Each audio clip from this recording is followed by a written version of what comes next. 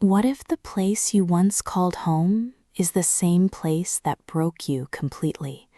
And what if going back means reopening a past you've spent 12 years trying to bury? This is exactly what happens in Every Year After Season 1, 2026, a story of love, betrayal, guilt, and memories that refuse to stay dead.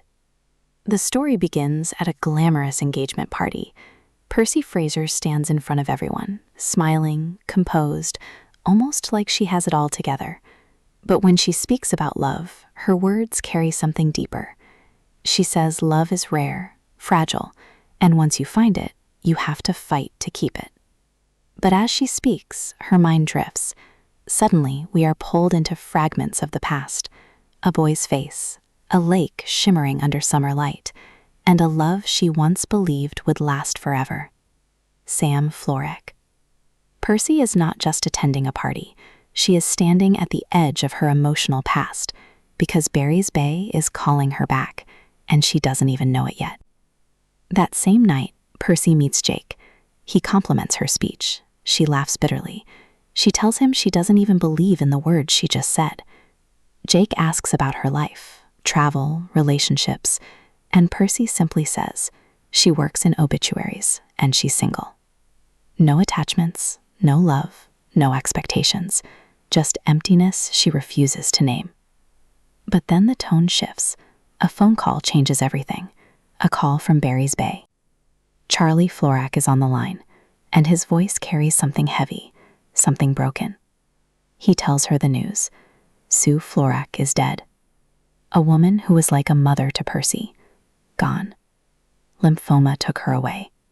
And just like that, Percy's world collapses. Memories rush in. The lake, the house, Sam, Carley. Everything she tried to forget comes rushing back like a flood. And Percy breaks. A full panic attack hits her, because going back is no longer optional. Chantel tries to stop her. She warns Percy, "You've spent years running from this place." But Percy finally says it out loud. She needs closure.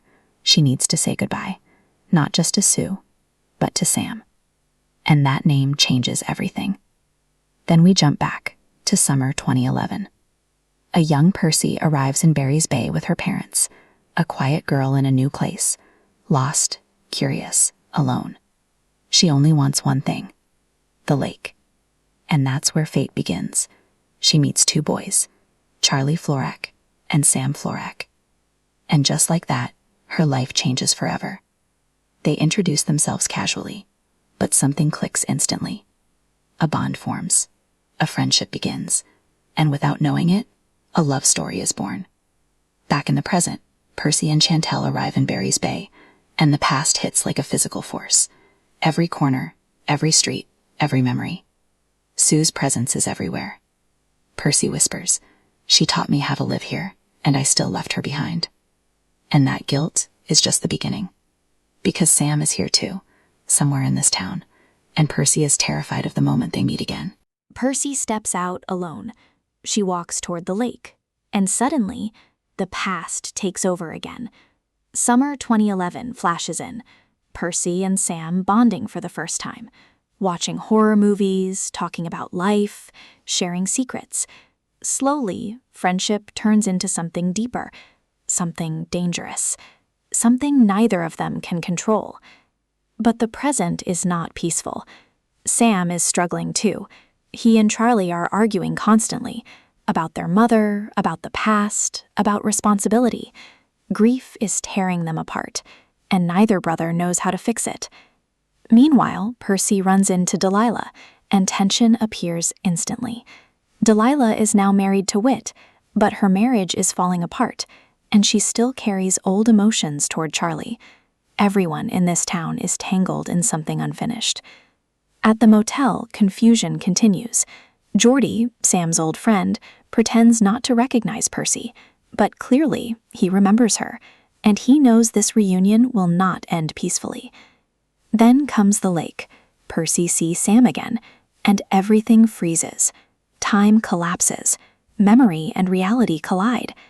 We flash back again, to young love, to stolen moments, to jealousy, to misunderstandings, to the beginning of everything that would eventually destroy them. As Percy tries to settle back into Barry's Bay, the cracks widen. Charlie is hiding something, Sam is still grieving, and Percy is drowning in guilt. Because the truth is simple. She didn't just lose Sam, she broke him. A deeper flashback reveals the real emotional foundation. Percy and Sam were inseparable. They grew up together emotionally, even before love entered the picture.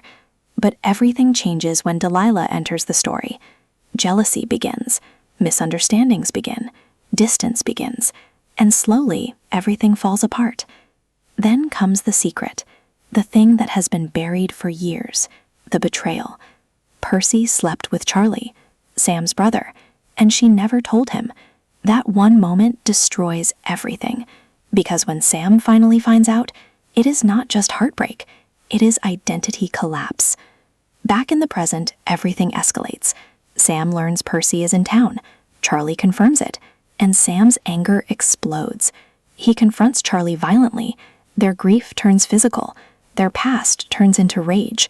But underneath it all is love, broken love, family love, painful love. Then the emotional core hits. We see a friendship bracelet, Sam and Percy as teenagers, promising never to leave each other.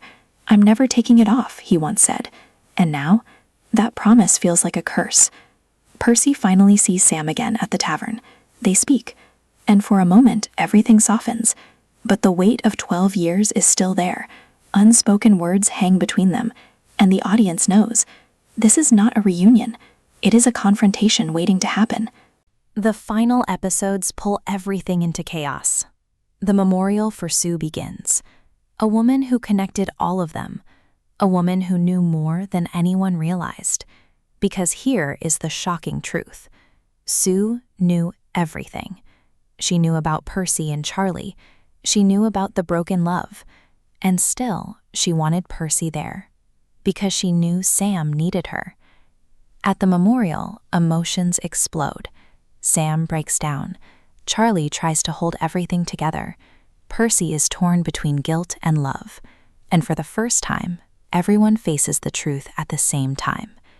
Then comes the biggest twist. Percy finally confesses everything to Sam.